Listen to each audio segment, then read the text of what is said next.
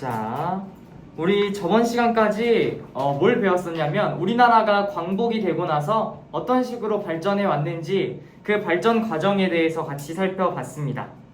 자, 그래서 우리 오늘은 25페이지를 나갈 건데 거기 연표 나와 있죠? 우리 저번 시간에 배웠던 내용들을 한 번에 연표로 다 정리를 해놓은 거야. 그러니까 이 연표를 보면서 다시 한번 복습을 해보도록 할게요.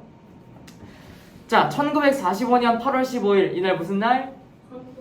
그렇지, 우리나라가 광복한 날이지. 광복을 하고 나서 한동안 우리나라는 계속 우왕좌왕하고 있는 시기가 있었어요. 그러다가 하나의 위원회가 만들어졌는데 그게 뭐였더라? 조선 건국 모시기. 그게 뭐였을까? 조선건국준비위원회. 그렇지, 조선건국준비위원회가 결성이 됐었죠. 어느 사람에 의해서? 여운형에 의해서. 그러다가 1946년 3월에 미소공동위원회 1차가 열렸어. 근데 그걸 열기로 했었던 회의가 하나 있었는데 그걸 결정했었던 회의. 그렇지, 모스크바 3국 외상회의였었죠. 그러다가 46년 3월에 정읍 발언을 했어. 누가? 이승만이 했었죠. 그러다가 46년 10월에 좌우합작 7원칙을 발표하면서 좌우합작 운동을 열게 됩니다. 그러다가 47년 5월에 2차 미소위를 열었는데 어떻게 됐어? 결렬됐지. 그래서 그 해의 11월 유엔에서는 한반도 총선거를 하기로 결정을 했습니다. 그런데 어느 지역에서만 하기로 했었을까? 남한. 그렇지, 남한에서만 하기로 결정을 했어요. 그러다가 1948년 4월이 됐습니다. 이때 김구와 김규식이 남북협상을 하려고 했었죠. 어떻게 됐어? 그렇지, 망했잖아. 그치? 그래서 1948년 5월 10일에 50총선거라고 하는 거를 하게 됩니다. 우리 여기까지 저번 시간에 배운 거예요. 기억나요? 나야 돼. 자, 그러면 오늘 내용을 들어가 보도록 할게요. 오케이.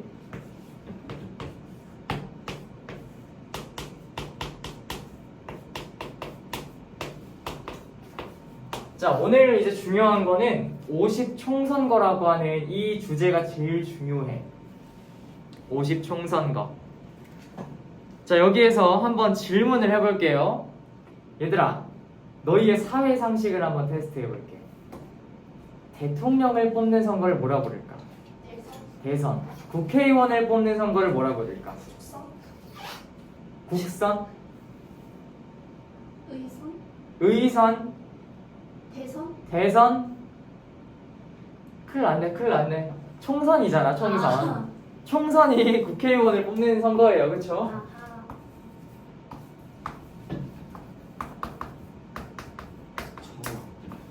처음 알았다고? 아무튼 50총선거에서 국회의원을 뽑습니다.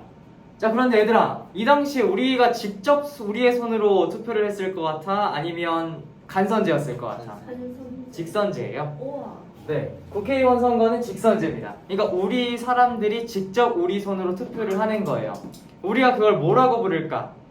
비읍, 티귿 선거. 보통선거. 그렇지, 보통선거라고 얘기를 해요. 그래서 50총선거의 의의가 뭐냐면 일단은 우리가 직접 민주적으로 선거를 한 게 처음이었어. 그래서 역사상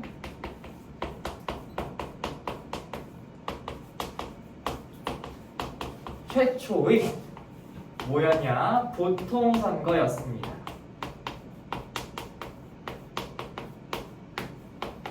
그러니까 민주적 선거가 처음으로 우리나라에서 이루어지게 됐던 거야. 그래서 1948년 5월 10일에는 이렇게 총선거를 우리나라에서 하게 되죠. 자, 그런데 얘들아, 이 50총선거에 모든 사람들이 다 참여를 했을까? 아니었겠죠. 불참 세력들이 있었습니다. 그것도 한번 적어봅시다. 불참 세력.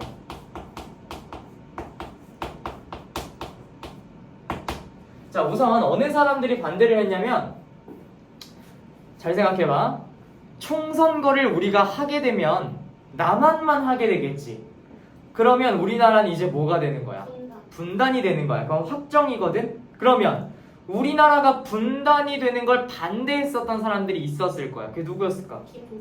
김구하고 한 명 더. 규식. 김규식이었어요. 그 두 사람이 불참을 합니다.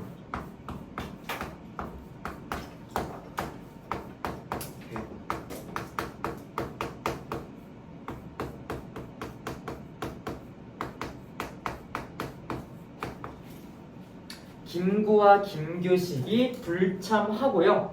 플러스 누구도 참여하지 않았냐면 좌익 세력도 여기에 참여하지 않습니다. 그래서 좌익 세력 또한 반대를 해요.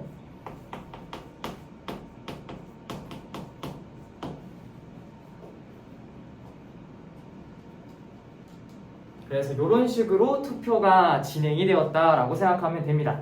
그리고 얘들아, 1948년 5월 10일이 있기 전에, 한 달 전에 제주도에서 한 사건이 하나 터졌어. 뭐였을까?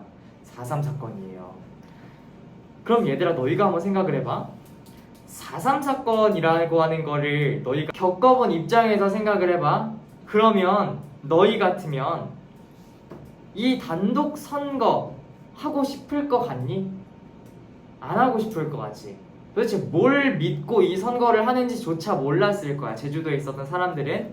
그래서 제주도에 있었던 사람들은 선거에 불참을 해요. 난 안 할 거다. 난 이 선거 반대다. 끝까지 반대를 하게 됩니다.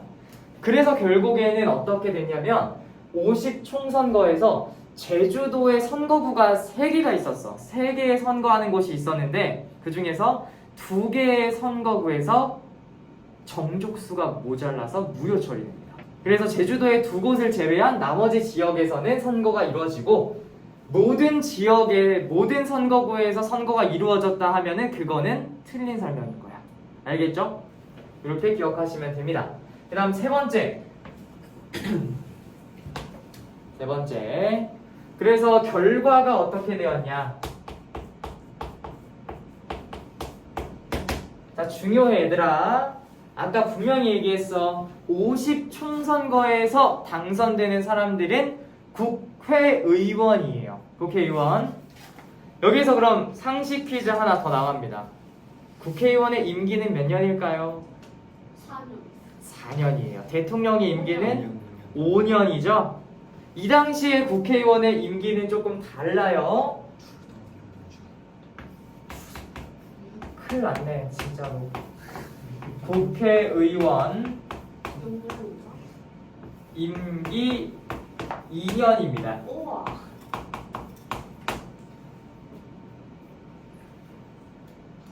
자, 그래서 총 당선된 사람은 국회의원 198명을 뽑게 돼요.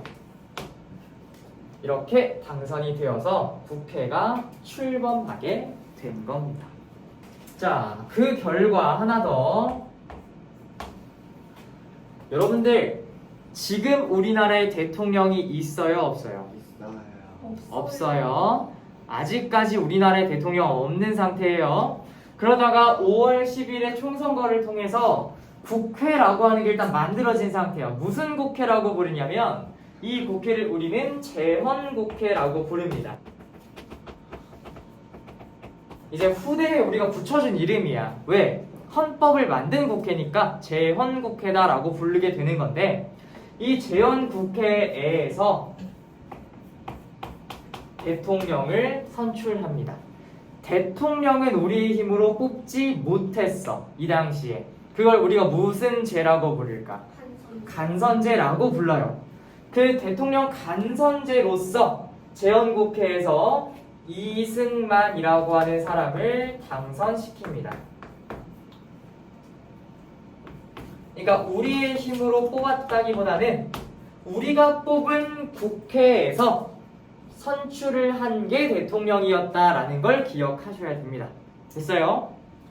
자, 그래서 이승만 대통령이 당선이 되고 그 다음에 부통령은 누가 되냐면, 이것도 적어놓읍시다.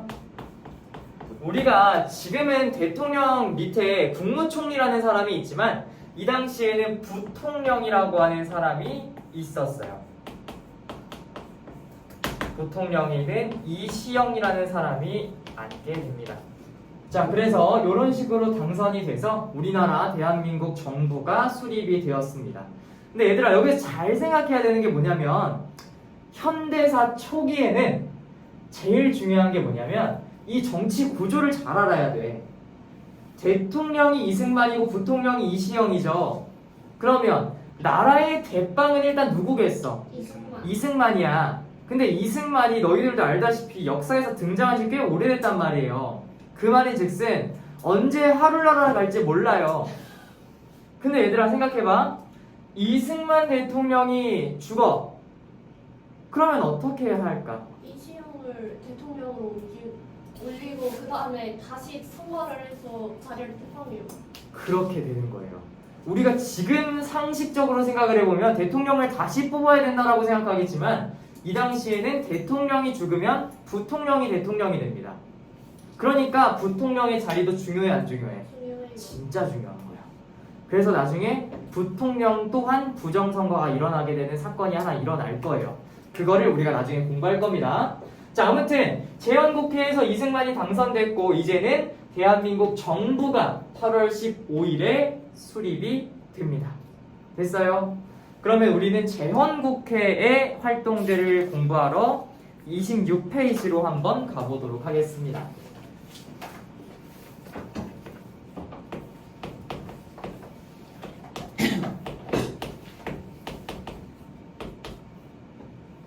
여기 다 적을 수 있으려나? 자, 재헌국회.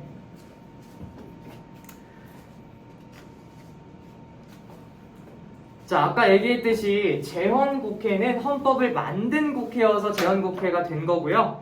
7월 17일에 재헌절이라고 불리우는 날이 있어요. 알아요? 네. 그날이 헌법이 처음으로 만들어진 날이에요. 그 헌법이 바로 재헌헌법이라는 건데 이 재헌국회 활동들을 몇 가지 일단 보도록 할게요. 지금 얘들아 가장 큰 문제가 뭐냐면 무슨 사람들을 처벌해야 되는 게 제일 급하거든? 누굴 처벌해야 돼? 반민특위를 처벌하면 안 돼. 누굴 처벌해야 돼? 친일파. 친일파를 처벌해야 되겠지? 그래서 1번 반민족 행위자 처벌을 일단 제일 먼저 재헌국회에서 하기로 결정을 합니다. 그러니까 친일파들에 대해서 어떻게든 처벌을 하고 친일파를 청산하겠다라고 하는 게 재헌국회의 일단 첫 번째 미션이었던 거야. 자, 그러면 좀 쉬운 여러분들한테 질문을 하나 하도록 할게요. 국회에서 하는 일이 뭐예요? 헌법을 법을 제정하고 법을 만드는 일을 하죠. 그걸 이제 국회에서 하는 건데 그러면 이 사람들이 할 수 있는 건 이거밖에 없어. 법을 만드는 일밖에 없잖아. 그래서 1번 뭘 하게 되냐면 맞아요.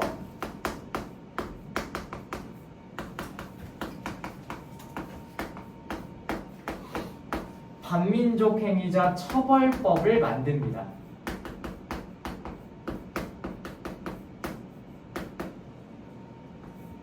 자, 이때가 1948년 9월이었어요.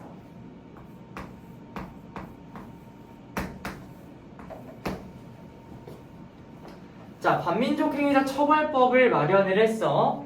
그러면 이 법령에 따라서 이제 반민족 행위자들을 처벌하고 잡아들이는 행위는 정당한 행위가 되는 거겠죠. 그럼 이제 잡아들이면 되겠네. 그래서 출범되었었던 기구가 하나 있습니다. 되게 중요해요.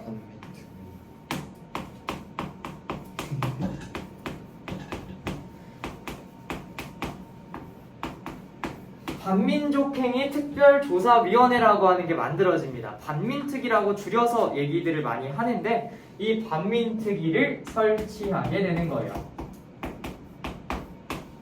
자, 반민족 행위자들을 이제 잡아들이기로 결정을 했어. 그래서 잡아들여요, 실제로. 그래서 여러분들 진짜 악명 높았던 친일 경찰 노덕술이라고 들어봤어요? 여러분들 제일 무서운 사람이 노덕술이었어요, 진짜로. 이 사람은 진짜 이완용급인 그런 사람이었는데 이 노덕술은 같은 조선인을 어떻게 하면 더 고통스럽게 고문할 수 있을까를 매일 연구했었던 경찰이야. 일본에 빌붙어서. 서대문 형무소 갔을 때 들었잖아. 진짜 무서운 사람이야, 진짜. 그러니까 악명 높았던 이 사람을 어떻게든 처벌을 해야 되잖아요. 체포를 합니다. 그래서 반민특위에서 노덕술도 체포하고, 그 다음에 여러분들 변절했었던 사람 이광수 들어봤어요? 이광수, 그 다음에 최린이라는 사람도 있었거든요. 이광수와 최린도 체포를 합니다. 그래서 실제로 이광수를 포함해서 감옥에다 가둬요. 그런데 대부분 가석방됩니다. 그리고 심지어는 이 노덕수를 잡아들이자 이승만이 이렇게 얘기를 하죠. 야, 그만하자. 반민특위 해체하자. 이런 식의 얘기가 나오기 시작을 했습니다. 저번 시간에 얘기를 했었지만 이승만 대통령은요, 지금 반민족 행위자를 처벌하는 것이 가장 큰 미션이 아니에요. 이 사람은 자신의 권력을 유지시키는 게 목적이었던 거지, 반민족 행위자를 처벌한다? 관심이 없습니다. 그리고 심지어는 여러분들, 미군정이 이 친일파들을 그대로 등용을 하는 바람에 지금 관공서, 경찰들 다 친일파예요. 그런데 그 사람들을 싹 다 잡아들이면 우리나라는 어떻게 될까? 범죄도시예요, 범죄도시. 혼란스러워. 굉장히 혼란스럽단 말이야. 이 노덕수를 포함한 사람들을 잡아들이지 못하게 합니다. 심지어는 이 재헌국회랑 반민특위에 공산당과 동조한 사람들이 있다라고 하면서 반민특위를 해체하려고 해요. 그러니까 뭐든지 공산당이라는 그런 타이틀을 내걸면서 사람들을 방해하려고 했던 거죠, 이승만은. 그래서 세 번째 적어봅시다. 자, 우리가 이런 식으로 국회에 있었던 사람들을 내란 혐의를 뒤집어 씌우면서, 즉 공산주의와 내통했다라고 하는 그 키워드를 내세우면서 사람들을 잡아들인 사건, 우리가 그거를 국회 프락치 사건이라고 얘기합니다.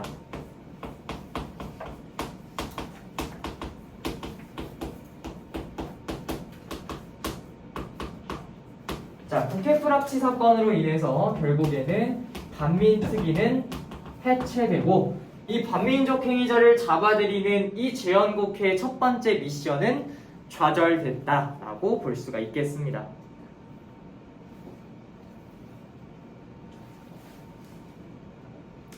혹시 내년에 그거 듣는 사람 있어요? 정치나 법과 사회. 저요. 아, 있구나. 그거를 공부하다 보면은 어떤 단어가 있냐면, 중요해. 이거 한국사에도 나오는 단어야. 소급입법이라고 하는 키워드가 있어요. 소급입법. 내가 법을 만들었어. 법을. 근데 이 법이 1948년 9월에 만들어진 법이야. 근데 이 사람은 잘못을 1930년 5월에 했네. 그럼 이 사람 처벌할 수 있을까? 없어요? 못해요. 이게 법적으로 금지되어 있는 이유가 뭐냐면, 소급입법이라고 하는 거는 행위가 이전에 있었던 그 범죄 행위를 가지고 이 사람을 나중에 법으로 처벌하는 거예요. 그걸 소급입법이라고 하는데, 우리나라 지금 반민족 행위자 처벌하는 건 소급입법입니다. 예전에 있었던 거를 현재 법으로 심판하겠다라는 건데, 이게 쉽지 않아요. 언제의 법률, 언제의 행위까지 처벌할 것인가에 대해서도 문제고, 어떻게 처벌할 것인가, 어떻게 찾아낼 것인가도 문제야. 그래서 이 소급입법 또한 이 반민족 행위자를 처벌하는 데에 큰 걸림돌이 되기도 했어요. 이거는 우리 법과 정치 거기에서도 나오고 한국사에서도 나오는 개념이니까 잘 알아두세요. 자, 그래서 그런 점 때문에 결국에는 실패로 돌아가게 되었다라고 생각하시면 되겠습니다. 자, 그 다음 두 번째 한번 가보도록 할게요. 나 이제 이거 지워도 되니? 자, 2번 한번 가보도록 합시다. 2번 농지개혁.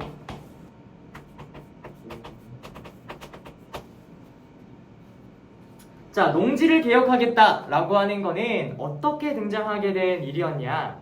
일단 여러분들, 친일파들의 재산은 어떻게 했을까요? 다 뺏어갔어. 뺏어요. 다 뺏어갔을까요? 못 뺏어갔어. 그러면 일본인들이 우리나라에 점거하면서 사용했던 토지는 어떻게 됐을까요? 가져가요. 놔두고 갔어요. 그 토지에 대한 문제가 발생합니다. 이 토지를 어떻게 할 것인가에 대한 문제가 발생하기 시작을 하는데, 일단 일본인이 소유했었던 그 토지는 미군정이 가져가요. 미군정이 잠깐 가져간 다음에 이 토지를 어떻게 분배할 것인가에 대한 개혁을 재헌국회의 미션으로 남기게 됩니다.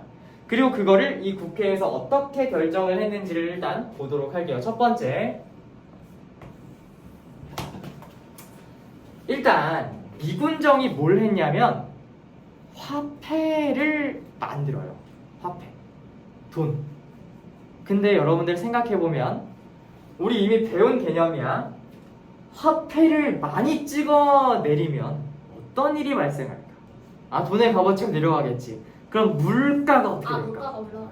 올라가요. 물가가 엄청나게 상승하는 거야. 그래서 그런 일을 우리가 인플레이션 현상이라고 얘기하는데, 우리나라에 지금 그 상황이 펼쳐졌어요.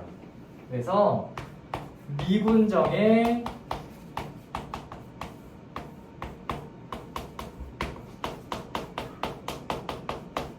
화폐를 남발하는 이 행위가 뭘 불러일으키게 됐냐면 물가가 상승하는 결과를 초래했다라는 겁니다. 그러니까 지금 우리나라의 경제가 개판이 된 상황인 거야. 그러니까 이 개판된 경제 상황을 어떻게든 복구하기 위한 첫 번째 미션이 농지개혁이었다라고 생각을 하면 되는 거예요. 자, 그러면 이제 가보도록 합시다. 두 번째, 자, 원칙이 있는데 이 원칙이 조금 많이 중요합니다. 자, 써볼게요. 경자유전.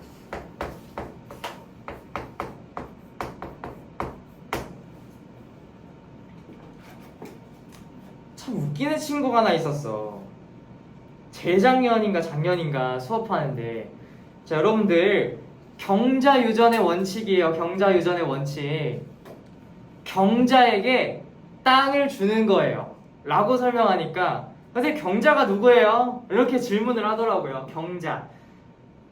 경자가 얘들아, 경자 사람 이름이 아니라 경자는 농사를 짓는 경작하는 사람을 경자라고 하는 거야. 김경자씨, 박경자씨 아니고 농사를 짓는 경작인을 경자라고 하는 겁니다.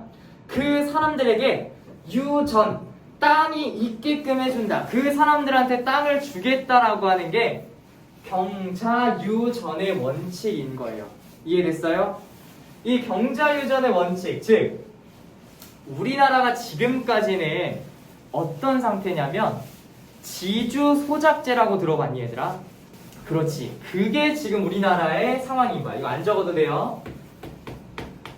땅을 가지고 있는 지주가 있고 거기에 소작농이라고 하는 사람들이 농사를 땅을 빌려서 짓는 거야. 그게 지주소작제였는데 이 지주소작제가 사라지고 농사는 짓는 사람이 땅을 가질 수 있게 해야 된다라고 하는 경자유전의 원칙이 등장하기 시작을 한 겁니다. 됐어요? 자, 그 다음 세 번째 가보도록 합시다. 자, 그러면 어떤 식으로 분배를 할 건지 그 방법이 일단 되게 중요한데, 자, 방법.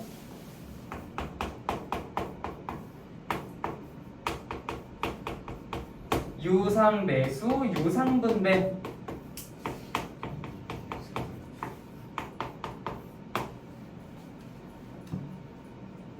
자, 유상매수, 유상분배. 농지개혁에 따라서 국가가 땅을 사들이고 그리고 그 사들인 땅을 다시 돈 받고 국가가 파는 거야. 경자들한테. 오케이? 뭔 말인지 이해돼요?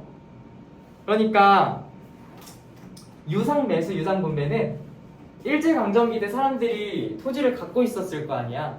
그리고 이미 지주소작제는 없어지기로 한 상황이고, 그 다음에 친일파들도 갖고 있었을 거고, 그 다음에 일본인들이 소유하고 있는 미군정이 갖고 있는 땅도 있었을 거야. 그러면은 그 땅들이 있을 건데 그 땅들을 국가가 주도를 해서 팔게 해줬다라는 거야. 이 땅들을 팔게 해주는 거지. 실제로 경자들한테, 농사를 지을 사람들한테.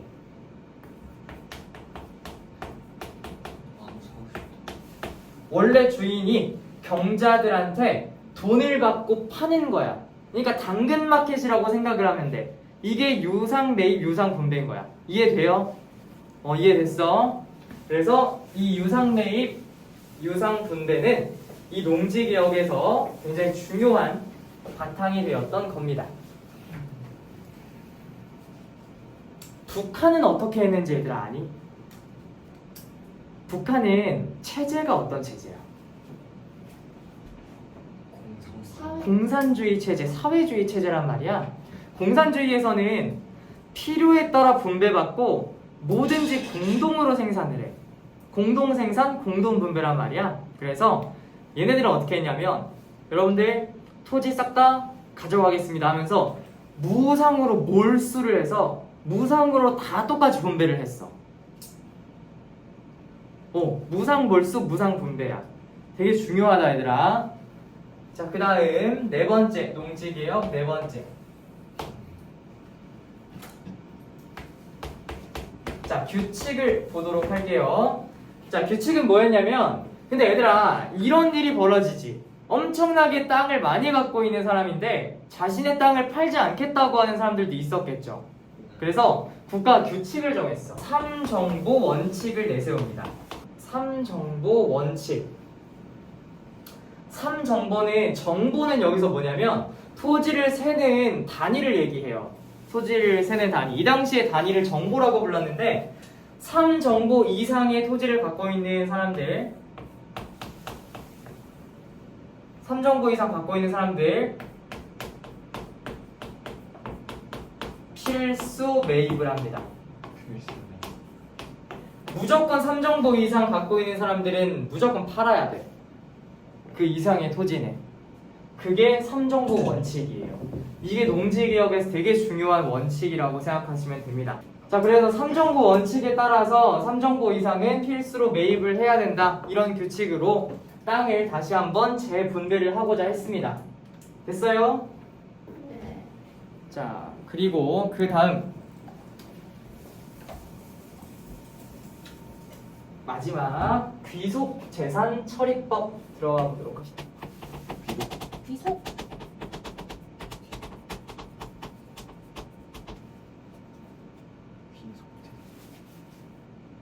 자, 귀속재산 처리법.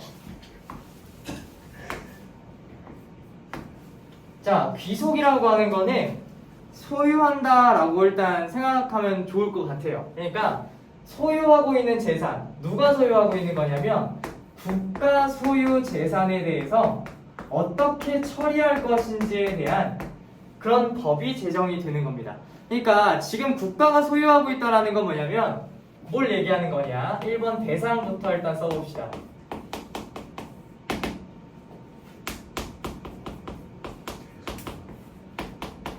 자, 부동산. 즉 부동산이라고 하면은 참 희한해.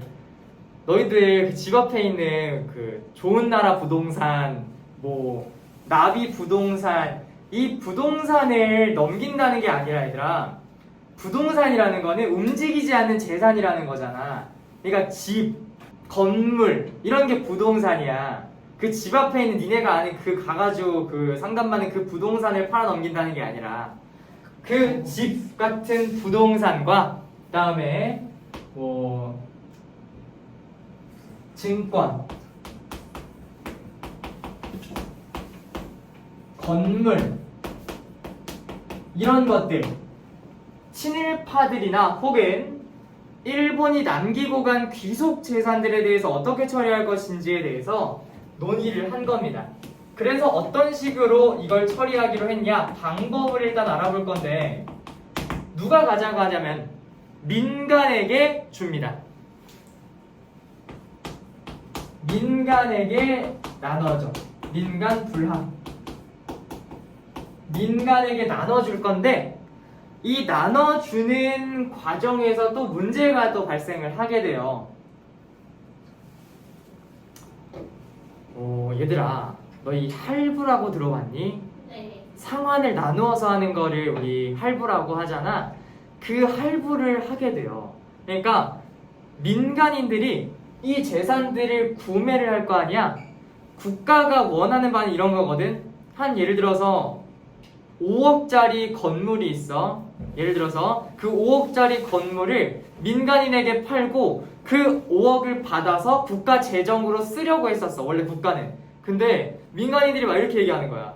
혹시 이거 5년 동안 할부돼요? 이런 식으로 요구를 하는 거야. 그래서 국가의 재정에 기여하지는 못했어요. 국가 재정에 기여하는 기여도가 좀 적었어. 하도 납부를 천천히 해가지고.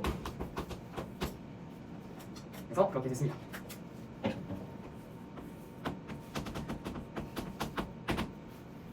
자, 그리고 어떤 결과를 낳았냐면 이것도 되게 중요하다 얘들아. 정경유착이라고 하는 게 발생해요.